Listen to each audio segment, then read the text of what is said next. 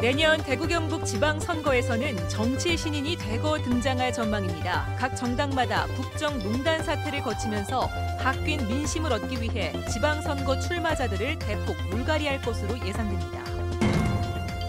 시민단체인 군인권센터가 제2작전사령관 가족들이 관사 공관병과 조리병 등을 노예 부리듯 하며 갑질을 일삼았다고 주장했습니다. 국방부는 감사에 착수하기로 했습니다. 시민사회단체들이 대구 시립희망원 비리 의혹과 관련해 천주교 대구대교구 사목공제회와 대구시를 각종 불법과 직무유기 혐의로 검찰에 고발했습니다. 외지 대형업체들이 도심 재건축이나 재개발 사업을 독식하면서 지역 업체들의 참여가 저조하기만 합니다. 대구시가 대책 마련에 나섰습니다.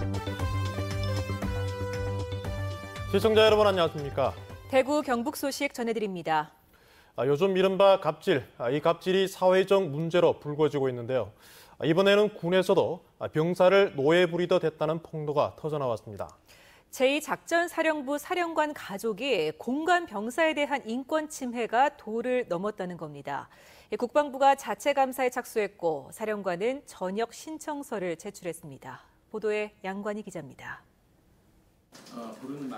시민단체인 군인권센터가 제2작전사령부 사령관 박찬주 대장의 가족이 관사에서 근무하는 공관병과 조리병 등을 노예 부리듯 하며 갑질했다고 폭로했습니다. 센터가 공개한 자료를 보면 공관병은 가족들의 속옷 빨래부터 다림질, 텃밭 가꾸기 등 사적 업무까지 해왔습니다. 더욱이 사령관 부인의 병사 인권 침해가 도를 넘었다고 밝혔습니다. 속옷에 주름이 지지 않았냐 다림질을 해야지라며 아들 빨래까지 할 것을 지시하거나 조리병에게 칼을 빼앗아 도마에 내리치며 너는 제대로 하는 게 아무것도 없다고 위협했다는 겁니다. 군인권센터는 공관병들이 사령관이 새벽 기도를 가는 오전 6시부터 오후 10시까지 16시간씩 대기하는 등 과로가 이어졌다고 설명했습니다. 이 같은 내용은 지난해 3월부터 올해 초까지 제보가 이어져 드러났습니다. 사령관 가족들이 이 부분에 있어서 휴가나 외출 외박을 못 가게끔 계속 압박을 넣었고 외부로 알려질까 봐 사이버 지식정보방 이용도 제한하고 좀 이랬다고 제보가 들어왔었거든요. 국방부는 이에 대해 감사에 착수한다고 밝혔습니다. 감사관실을 통해서 사실 여부를 조사할 예정입니다.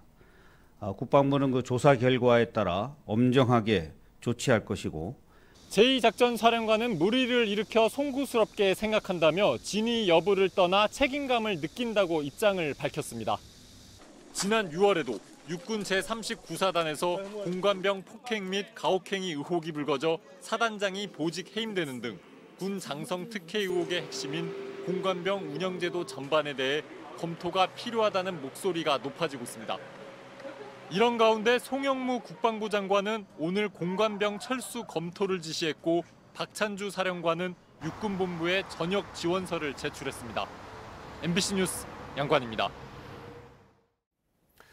대구문화방송은 대구시립희망원을 운영한 대구구 천주교회 유지재단의 인권 유린과 비리 의혹을 집중 보도해왔는데요. 시민사회단체들이 천주교 대구대교구와 대구시를 각종 불법과 직무유기 혐의로 검찰에 고발했습니다. 보도에 신병철 기자입니다. 대구 지역 시민사회단체 회원들이 천주교 대구대교구와 대구시를 검찰에 고발하면서 기자회견을 열었습니다. 이들은 천주교 대구대교구의 다른 사업장에서도 희망원과 유사한 수법으로 비자금을 조성해 3억 공제회에 보냈고 공제회가 부동산 등의 차명으로 수백억 원을 투자했다고 밝혔습니다. 3억 공제회는 특히 대부업 신고도 않고 버젓이 천주교 내 금융기관 역할을 해왔지만 단 한 번도 국세청의 세무조사도 받지 않는 등 성역처럼 존재해왔다고 덧붙였습니다. 수십 년간 이것이 가능했던 부분들은 조력자들이 있었기 때문에 가능했다라고 보여집니다. 희망원에 연간 132억 원의 운영비를 주는 대구시는 관리감독기관임에도 업무 태만으로 인권 유린과 보조금 횡령, 세금 낭비를 조장해 범죄 행위에 일조했다고 비판했습니다. 법을 위반하고 대부분 수의계약을 통해 각종 기능 보강 사업 및 물품 구매가 장기간 이루어진 부분은 대구시 공무원과 희망원의 유착이 없이는 불가능한 일이다. 이들은 3억 공제에 대해 대부업법과 금융실명제법, 부동산실명법 위반과 탈색 의혹 등으로 대구시 공무원들은 직무유기 혐의로 대구지검에 고발하고 철저한 수사를 촉구했습니다. 시민사회단체들이 천주교 대구대교구와 대구시에 대해 검찰에 고발하면서 대구문화방송의 집중보도로 재점화된 희망원 사태는 새로운 국면을 맞게 됐습니다. 한편 희망원 인권유린과 비리 의혹으로 대구대교구의 최고위직 신부가 1심에서 실형을 선고받는 등 2명의 신부가 구속돼 재판을 받고 있습니다. MBC 뉴스 신병철입니다. 지방선거가 10개월 앞으로 다가온 가운데 정당마다 조직 정비에 나서고 있습니다. 대구 경북에서는 각 당의 이해관계와 현실에 따라 이미지 쇄신, 또 불모지 공략을 위해 물갈이라 할 만큼의 정치 신인의 등장이 많을 전망입니다. 보도에 권윤수 기자입니다. 자유한국당은 연말까지 당무 감사를 벌여 형식적인 활동만 하는 당협위원장을 모두 교체하는 등 혁신을 선언했습니다. 앞서 홍준표 대표의 여론조사 배제 선언에 이은 것으로 영남권과 친박이 대표적인 물갈이 대상으로 거론되고 있습니다. 특히 대구 경북에서는 한국당이 단체장과 의회를 장악하고 있지만 당 이미지 쇄신을 위해 공정성 시비가 있더라도 새로운 인물을 찾겠다고 공공연하게 밝히고 있습니다. 종전의 공정성 기준으로 평시에 하던 선거와 달리 이번 선거는 새로운 인물을 발탁할 수 있는 그런 룰이나 그런 선거 공천 제도가 도입될 걸로 그렇게 생각을 하고 있습니다.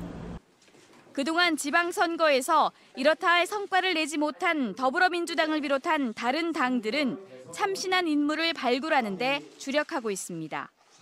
보수가 혼란한 틈을 타 경쟁력 있는 인물을 내세운다면 지방선거도 해볼만 하다는 기대감을 갖고 있어 그만큼 새로운 인물의 등장이 늘어날 전망입니다.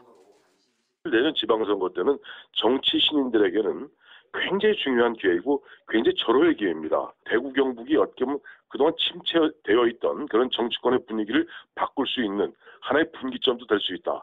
특정 정당의 독주가 쉽지 않은 다당 구도에서 10개월 앞으로 다가온 내년 지방선거에서의 세대교체 바람은 어느 때보다 클 것으로 전망되고 있습니다. MBC 뉴스 권윤수입니다. 국가 산단 등 대규모 공단 조성 사업이 최근 마무리되면서 건설업체들이 도시만 재건축이나 재개발 사업에 눈길을 돌리고 있습니다. 하지만 외지 대형업체들이 독식하면서 지역업체 참여는 저조해 대구시가 대책 마련에 나섰습니다. 윤영균 기자가 보도합니다. 지난 2월에 공사를 시작한 대구시 중구의 한 재건축 현장입니다. 현재 공사 중인 재개발 재건축 아파트 10곳 중 지역업체가 참여한 곳은 이곳을 포함해 4곳입니다. 하지만 정비사업 시공사 선정이 완료된 66곳 전체를 따져보면 지역업체는 4분의 1밖에 되지 않고 외지업체가 대구업체에 하도급을 준 비율 역시 35%에 불과합니다. 재건축과 재개발 등 대구에서만 200곳이 넘는 곳에서 정비사업이 추진되고 있지만 정작 지역업체들은 소외되고 외지 대형 건설사들만 독식하고 있는 겁니다. 외지의 이제 대형 건설사들이 지역도 그 쉐어를 많이 또 잠식하고 있고 또 지역업체들은 아무래도 그 규모 면이나 이런 부분에서는 좀 경쟁에서 조금 열의에 있다는 게 사실입니다. 이 때문에 대구시는 지역업체가 정비사업에 참여할 경우 현재 15%인 용적률 인센티브를 높이는 한편 민간 사업을 승인할 때 하도급 계획서를 제출받는 방안을 검토하고 있습니다. 외지 업체에서 수주를 해가지고 공사를 하더라도 저희는 이제 구군에서 지역 하도급 업체 비율을 한 70% 이상 높이기 위해 가지고 동료로 하고 공문도 보내고. 대구시는 재건축과 재개발 사업이 민간 주도이긴 하지만 공공성이 강한 개발 사업이라며 공공의 이익과 지역 경제 발전이라는 두 마리 토끼를 잡을 수 있는 방안을 마련하기로 했습니다. MBC 뉴스 윤영균입니다.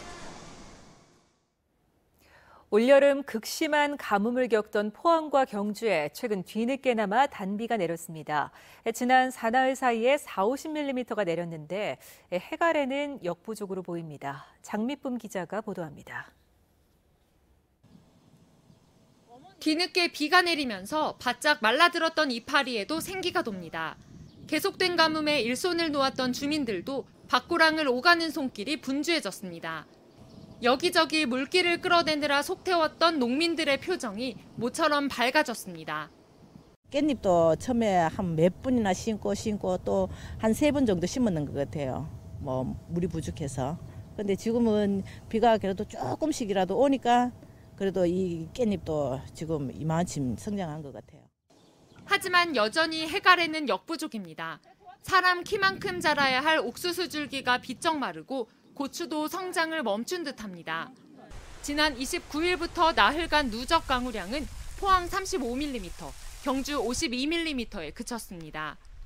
20%대까지 떨어진 농업용 저수율은 다소 나아지긴 했지만 여전히 지난해 대비 절반 수준에 불과합니다.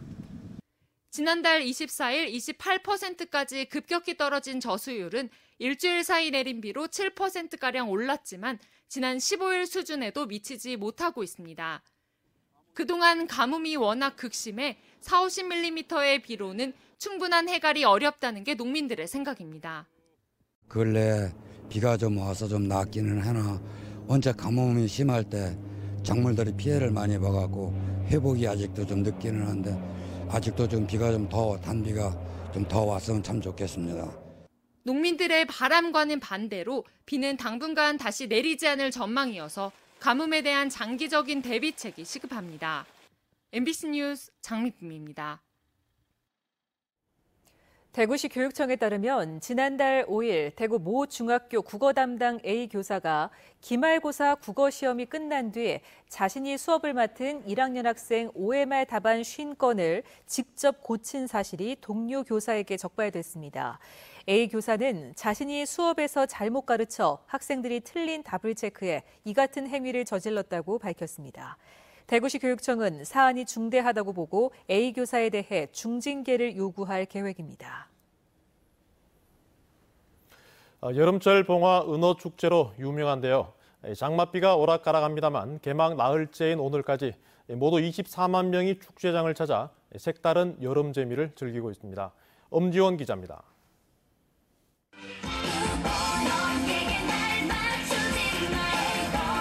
반두를 든 인파 수백 명이 기다렸다는 듯 물속으로 내달립니다. 내성천에는 어느덧 물반 사람반 크게 원을 그리며 합동작전에 나서는가 하면 은어떼를 물가로 몰아내 낚아챕니다. 여기 제가 3번째 출전을 했는데 그 한 마리 잡는데 정말 보람을 느끼고 참 재미가 있습니다. 달빛 아래 벌어지는 야간 반두잡이도 인기. 올해 처음 열린 전국 어신 선발대회에는 150여 명의 강태공들이 혈전을 벌였습니다.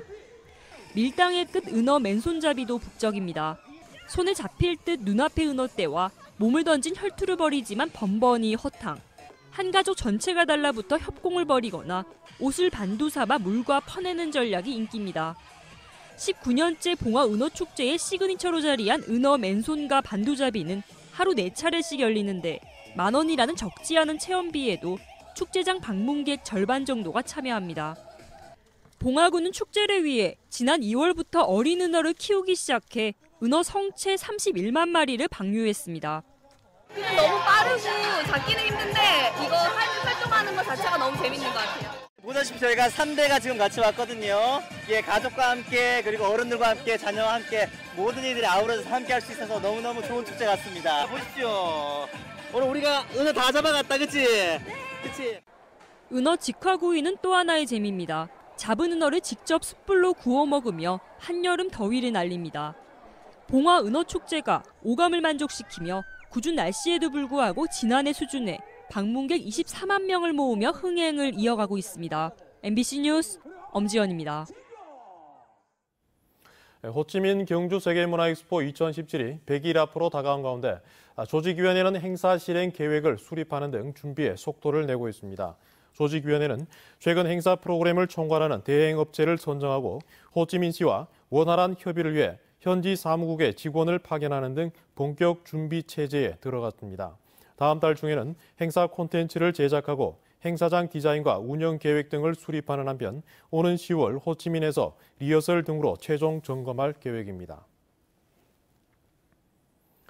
동북지방통계청에 따르면 지난달 대구의 소비자 물가지수는 1년 전에 비해 2.2% 상승했고 경북 역시 2.1% 오른 것으로 나타났습니다.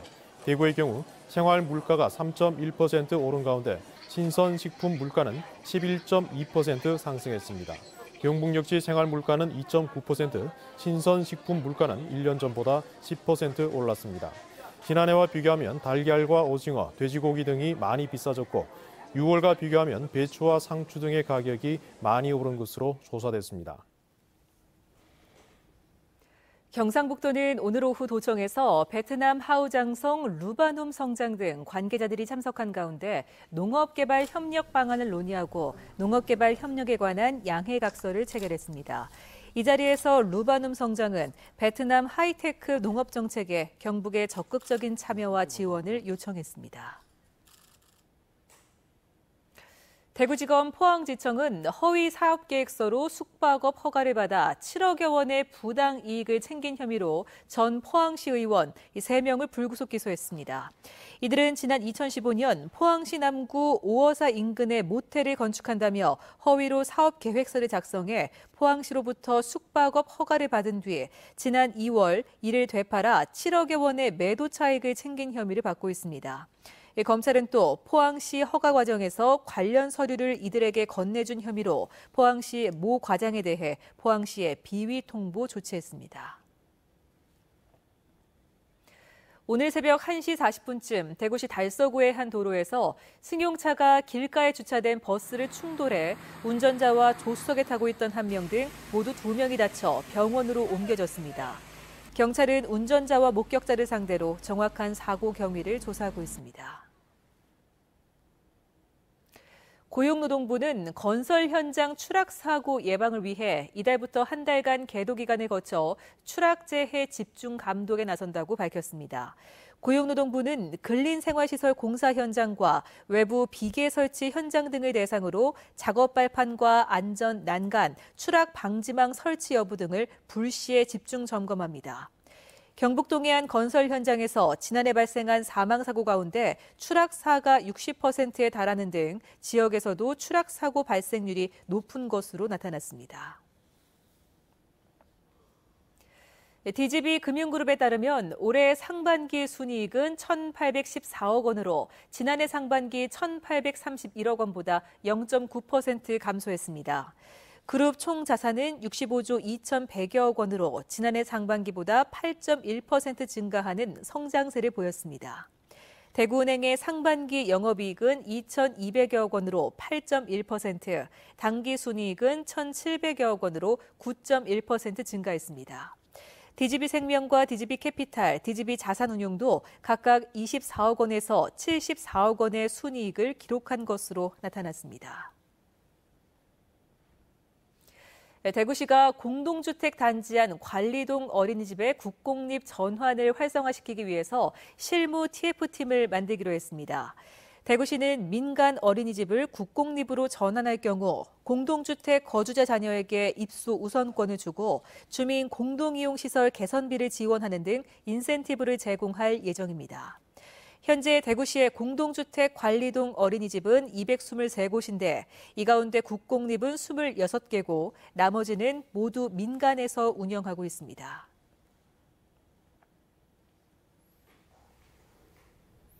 지금까지 대구 경북 소식 전해드렸습니다.